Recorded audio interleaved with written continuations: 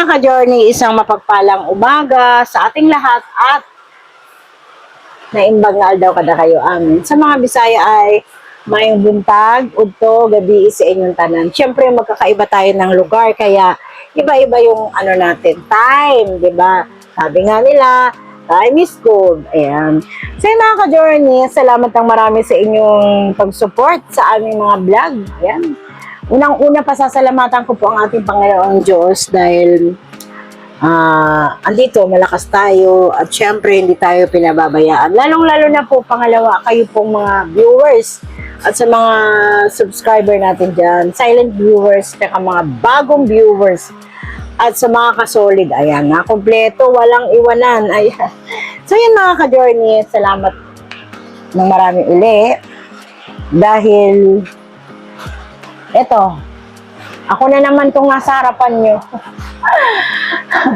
Opo, ako na naman. Kasi nga, si Kuya Noy ay nagpapahinga na. Dahil, yun nga, meron kaming pinuntahan po kanina nila Kia at saka nila Pau Pau. So, yun nga po. Nagkaroon nga po kasi si Pau Pau ngayon ng, sumuka siya ng marami siguro sa mga kinain o nalamigan siguro yung kanyang tiyan or katawan, ayan.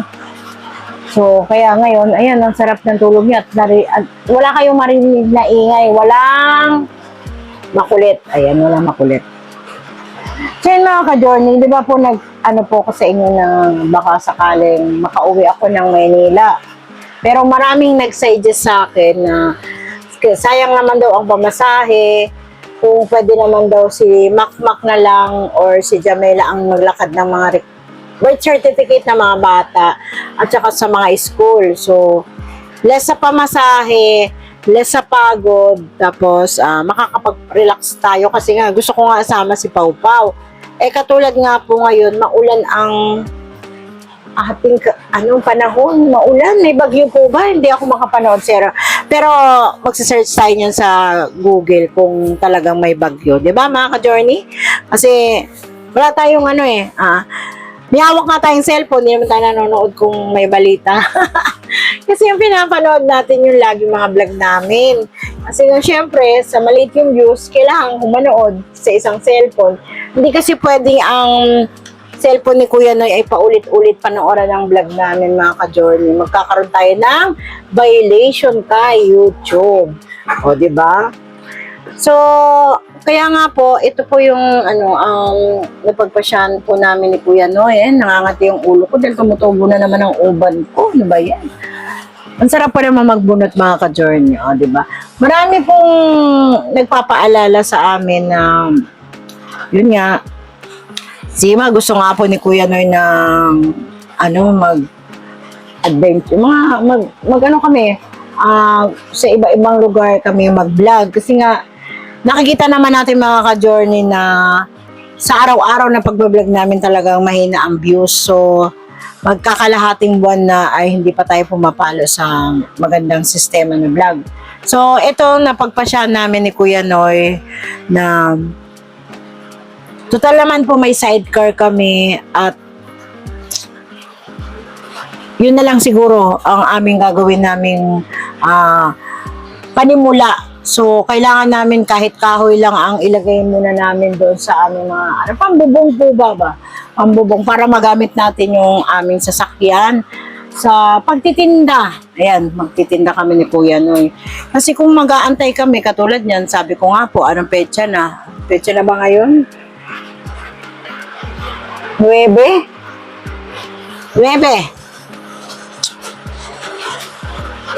Baka hindi talaga kami makasahod ngayong August, mga ka-journey. Talagang, gitgitan talaga, gitgitan. Kumbaga sa gitgitan, kahit anong push namin. Si Kuya Noy po, sa totoo lang, nakikita niyo siyang napakatatag niya. Pero, iniisip niya sa araw-araw na ano nang mangyayari. Dahil syempre nga, marami tayong gastusin katulad yan. Ngayon nga po, isang linggo walang pasok. Di ba? Naka-menos tayo sa pambaon. Di ba mga ka-journey? Pero yung mga ano natin kasi kami, aminado kami, may mga bills kami. Mayroon din kaming bayaran. Yun nga po, naalala niyo po ba yung aming cellphone ay sobrang mahal. Nung nawala yung cellphone namin, tapos nangutang kami ng cellphone, ayan. So, isang taon pa lang kami nakakabayad sa cellphone. Ang halaga ng cellphone namin ay 50,000. O, di ba? 50,000. 1 year pa ang kulang para kami makatapos. So, kung hindi kami papalari makasahod ngayong buwan na to, kailangan namin maghanap ng alternatibo bago dumating ang katapusan. Kailangan namin i-push yung sarili namin mag-asawa na maghanap ng pagkakakitaan na makapag-ipon bago dumating ang katapusan dahil syempre, meron tayong mga nakalaang bayarin. Katulad yan, nakakahiya kala Kuya Mando at kay Ate Flor. Meron tayong bayarin mga kuryente at tubig. Minsan nga, delay na po ako magbayad. Minsan sila na nga po yung nag-aabono ng tubig namin.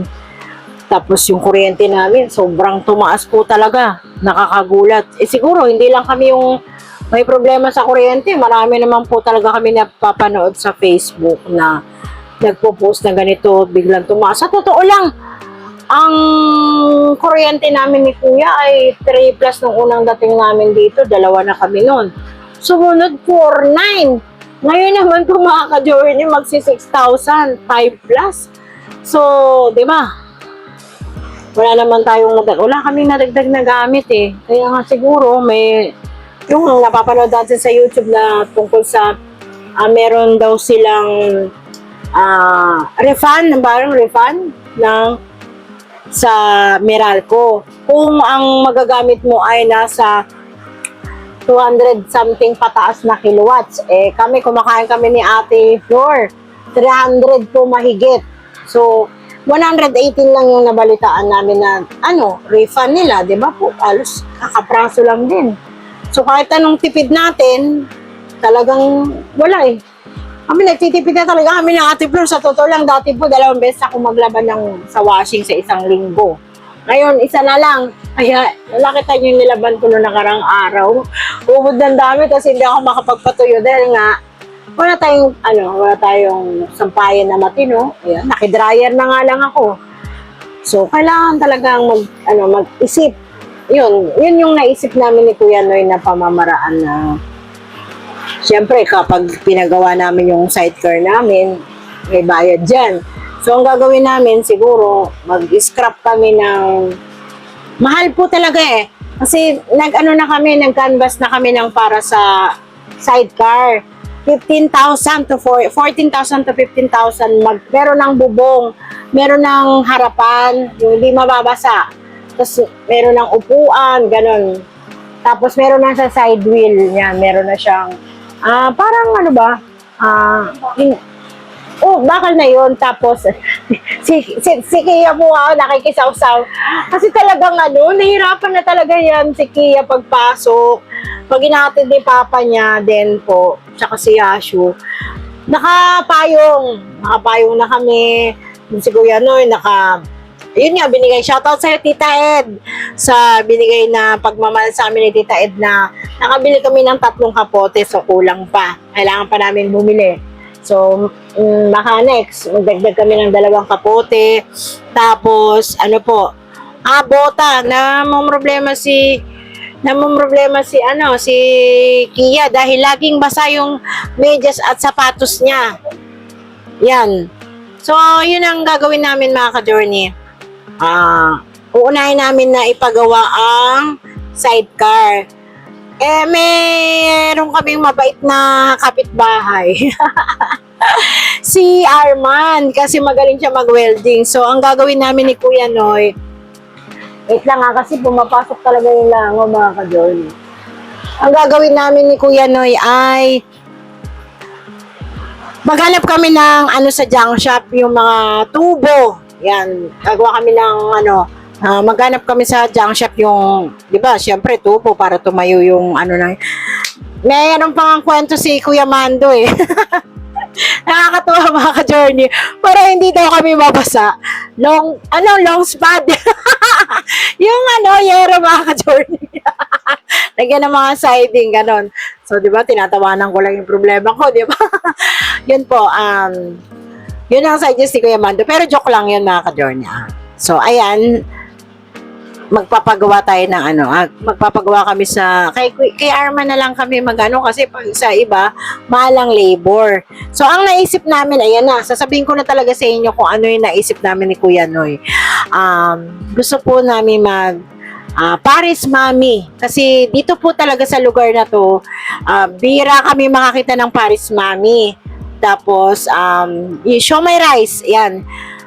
Kasi, sa totoo lang dito po, dahil ang daming truck dito ang mga delivery truck. So, gabi, may mga nagtatambay dyan na sa gilid-gilid ng highway.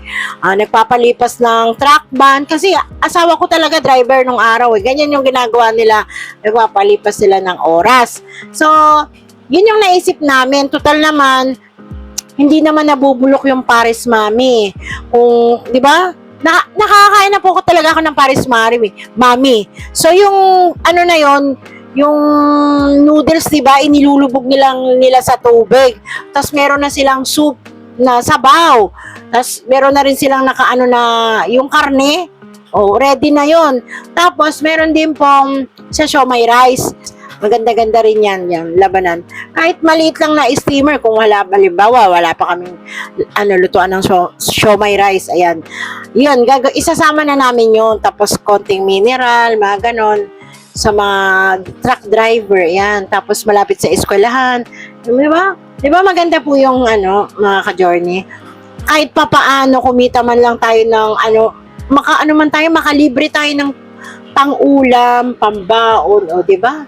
Tapos, iba naman po yung sa totoo lang, kahit sino naman po, di ba? Kung naiisip mong mababa yung views mo, syempre iniisip mo, unang-una ang pamilya mo, kung papaano. Si Kuya Noy, di ba, sa totoo lang, hindi naman talaga siya pwedeng magtrabaho. Tapos, ako naman, isa pa talaga to si Bing. Hindi ko na kayang magpanggabi kasi sobrang nakakahilo dahil alam din natin na, ayan, di rin good yung aking So, yun ang naisip namin dalawa. Pwede niyang i-drive yun, tas ako lang naka-stop. Ayan, nabulunan ako. Naka-stop lang ako sa isang tabi. Di ba?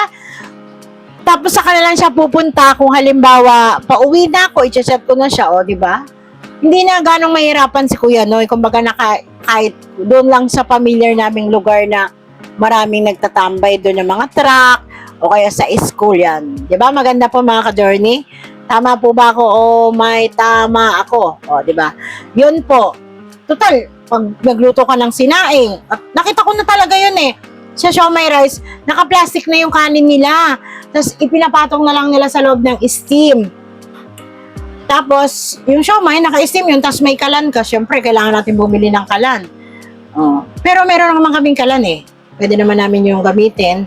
Tapos may tangke din kami, mga ka-journey. Shoutout po pala kay Tita Charmaine at kay Tita Norway. Ayan, kasi sa kanila nang galing yung aming kalan na yan.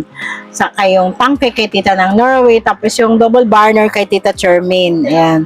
So, thank you very much po, Tita. Ayan, mapapakinabangan natin yun. So, yun ang gagamitan namin. Tapos, di ba po yung sidecar namin, lalagyan natin ng konting parang, yung lagayan ng kainan.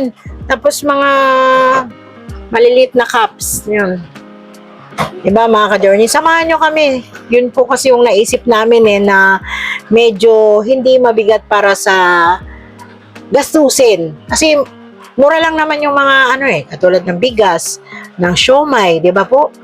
Tapos ng beef. Kasi yun beef yun So, yun ang gagawin namin dalawang mag-asawa. So, ngayon pong to. Pagkatapos lang po ng kanyang result kung pagkuha namin at syempre, gagawin namin itong mag-asawa. Kaya samahan nyo kami mga ka-journey. Tulungan nyo pong ipag-pray na magtagumpay kami dito kasi sa gulay po kasi dito marami na ng gulay dito Marami na po. Talagang maraming baksakan ditong gulay. Halimbawa, inaon na dyan sa farm, sa bukid. Di ba? May baksakan na talaga sila. Hindi pa naiakit sa bukid, may kukuha na. So, Tapos dadali natin sa Maynila, medyo malayo na, pagod din si Kuya Noy. Hindi yun na lang siguro muna habang wala pa tayong na ipupush kasi may pangarap talaga kami ni Kuya Noy. Sana matupad namin yung pangarap na yun kasi yung pangarap na yun talagang gustong-gusto niya. Yun talaga yung gusto niya mga ka-journey. Para kasama niya ako, kasama niya si Pau Pau, sakaling matupad yung pangarap na yun.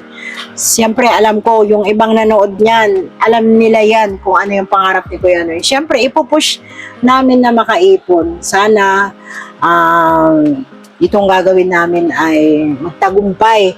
At sana rin wag din kayong bibitaw mga ka-journey sa panonood ng vlog namin. Kasi mababa talaga. Kung hindi ko rin naman po natupad yung pag-live namin, na 2 beses sa isang araw. Kahit isa-isang araw ay isa na lang po. Magla-live po ko, pangdagdag din ng views namin. So, maraming salamat sa inyo mga ka-journey at andito pa rin kayo, nanonood pa rin kayo at sumusuporta sa aming mag-asawa sa Kuya Noy and Meng's Journey. Maraming salamat. At syempre, yung mga tumutulong po sa amin at nagpapaabot ng tulong, maraming salamat po sa inyo. At hindi po namin kayo makakalimutan sa inyo pong ginanto ang puso. Dahil sa siguro, kami yung napili nyo na tulungan. At syempre, sobrang proud po kami dahil nagtiwala kayo at nagmahal kayo sa amin ng mag-asawa at sa pamilya namin. At doon din po sa mga bagong subscriber namin, sana manood kayo palagi. At hindi po. At sana rin po wag po kayo mag-skip ng ads mga ka-journey para po may views tayo ng 1 point. So, yan. Padagdag ng padagdag. At pag samasamahin yun, magkakasahod din tayo yan. So, yun mga ka-journey meron na kaming talagang gustong mangyari. Gustong gawin sa buhay na sana makamit namin mag-asawa ang pagtitinda ng pagkain sa kalsada. Ayan, kalsada talaga yun, no? Basta dagdagan natin kung magkapera, madagdagan na yan. Basta sana mabuo namin tong sidecar namin to, malagyan namin ng bubong at saka yung lamesa-lamesa. Di ba mga ka-journey? Samahan nyo kami mga ka-journey sa tagumpay na gagawin namin. Siyempre, hindi naman lingid sa kaalaman nyo kung ano yung kalagayan namin ngayon mga ka-journey. Kaya nagpapasalamat ako sa suporta at pagmamahal nyo. Sobrang salamat po. Nakakaiyak man pong aminin talagang ganito lang kami. 'Di ba? Pero masaya naman po kami kahit mahirap kami. So yun po. Maraming salamat pong muli sa inyo pong pagmamahal at tiwala sa aming pamilya at kay Kuya Noy and Meng's Journey po. Thank you very much po sa lahat ng nagmamahal sa amin. Shoutout natin si Mami San, si Ma'am Pia Cash. Ayan, thank you very much. Kay Ma'am Ladybug. Maraming salamat. Kay Tita Butchik at kay Tita Lynn's Mix Vlog. Kay Tita Norway at kay Tita ng Australia. Maraming salamat. At Tita Ed, Tita and Uncle ng Oklahoma. Thank you very much kay Tita Evelyn Apilado. Kay Pretty Sisi. Thank you very much. Kay Ma'am Jo, kay Day Ayen. At kay... Uy, ano yan? Nagising na po si Pau pa mga ka-journey kasi masama po talaga yung pakiramdam niya. At sa lahat pa po, kay Tita Mirna at Tito Boy, thank you very much. At kay Tita G ng USA, maraming salamat po sa inyong pagmamahal sa amin. Tita Bujikchik, pagaling ka. And kay Tita Ed, thank you sa pagpapatutor niyo po kay Kia. At yan, isasama po natin po sa ating, sandali po isasama po natin dito yung kaunting video nung nagpa-tutor si Kia. Ayan, maraming salamat po. Kay Ma'am Ma'am Ann, good morning, good evening, good afternoon sa iyo. Maraming salamat po sa pagmamahal niyo sa amin. Kay Thinking Body, hello sa iyo Thinking Body. At sa lahat-lahat po. Hanggang dito na lang pong muli. Maraming salamat po. See you next vlog po. At syempre, salamat din sa nagbigay ng aking hikaw. At sa iba pa pong mga alahas na pinaabot sa amin ng Tita ng Australia. Thank you very much po, Tita ng Australia, at sa kanya, sa aming mga sabon na kanyang pasalubong galing ng Australia at saka chocolate. Thank you very much sa'yo, tita ng Australia. I love you so much po. At si Ate Dang, at sa nagpa-treat sa amin ng birthday si Belinda, at saka sa iyong buong kapatid, buong pamilya. Maraming salamat sa inyo. Napakabait niyo po sa amin. At siyempre kay Pau Pau, sana binigyan siya ng mga ano yan? Tang ito? Bear! Apakadaming bear. Yan, so ipapakita ko po sa inyo yung mga bear. Apakadaming bear ni Pau Pau, oh. Ayan, isang planggana yung bear na binigay sa kanya ng kapatid ni Ate Flor. Ayan, Belinda, maraming salamat. At kay Doreen. So yun, maraming salamat po sa pagmamahal niyo sa aking bata na yan. Hanggang dito na lang po. Bye-bye po.